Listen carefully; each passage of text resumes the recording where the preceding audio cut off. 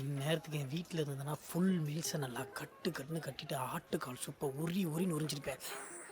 ശരിയാ. അയ്യോ ഞാൻ പച്ചക്ക് എന്റെ വീട്ടിലായിരുന്നെങ്കിൽ ജാനപ്പന്റെ മീൻകറിയും ചോറും ജാനപ്പൻ സൈഡിൽ വെക്കാൻ ഒരു நம்ம മുട്ട செஃப் ഫ്രൈ, பேரு ഒരു പപ്പടം, കുറച്ച് കടുമാങ്ങ അച്ചാർ. வெள்ளைப்பூடு போட்ட அம்மாவோட கடுமாங்க. கருவாட்டு குழம்பு சும்மா அல்ல. കറുവാട് എന്റെ അമ്മ ഉണ്ടാക്കണ തലശ്ശേരി ചിക്കൻ ബിരിയാണി, திண்டுக்கல் தலப்பா கட்டி பிரியாணி, കോഴിക്കോടൻ അലുവ, திருநெல்வேலி அல்வா, மதுரை மட்டன் புரோட்டா சால்னா சாப்பிட்டிருக்கியா நீ? കൊലമച്ചാന്റെ കടയിലെ പൊറോട്ടയും ബീഫ് குளமச்ச குளமச்ச. கடமை வச்சிருக்காரா? அதனால ஊர்க்காரங்க புரோட்டா பீஃப் கறினா அவ்வளோ அலையறீங்க. അലയും. പൊറോട്ടയും ബീഫ് റോസ്റ്റ് എന്ന് പറഞ്ഞാൽ ഞങ്ങൾ മലയാളികൾക്ക് അത് വെറും ഒരു ഭക്ഷണമല്ല, ഒരു വികാരമാണ്. அப்படியா? മച്ചാ, വികാരം. അതായത് ബീഫ് നന്നായിട്ട് വാഷ് ചെയ്തിട്ട് അതിങ്ങനെ ചെറിയ ചെറിയ ചെറിയ ചെറിയ കഷ്ണങ്ങളാക്കിയിട്ട് മുറിക്കും. എന്നിട്ട് അതിൽ ഇച്ചിരി ഉപ്പ്, ഇച്ചിരി മുളക് പൊടി, ഇച്ചിരി മഞ്ഞൾപ്പൊടി, കുറച്ച് പെപ്പർ, ഇതൊക്കെ ഇട്ടിട്ട് നന്നായിട്ട് ഇങ്ങനെ മിക്സ് ചെയ്യും. ഈ മിക്സ് ചെയ്തിട്ട് അതിങ്ങനെ വേവിക്കും.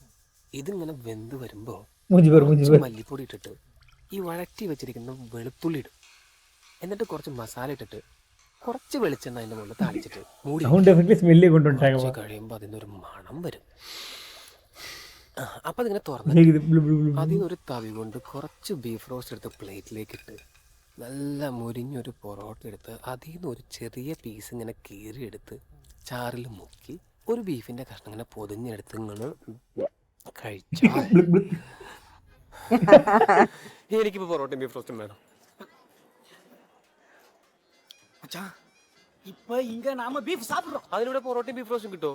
உங்க ஆளுங்க சந்திரன்ல கூட கடையை போட்டு உட்காந்து கிடைக்காதா? அது வேணா கரெக்டு எல்லா இடத்துலயும் மலையாளி கடைங்க இருக்கும். பீஃப் பிடிக்கிறோம் சாப்பிடுறோம் சும்மா கச்ச கச்ச கச்ச கச்ச கச்ச கச்ச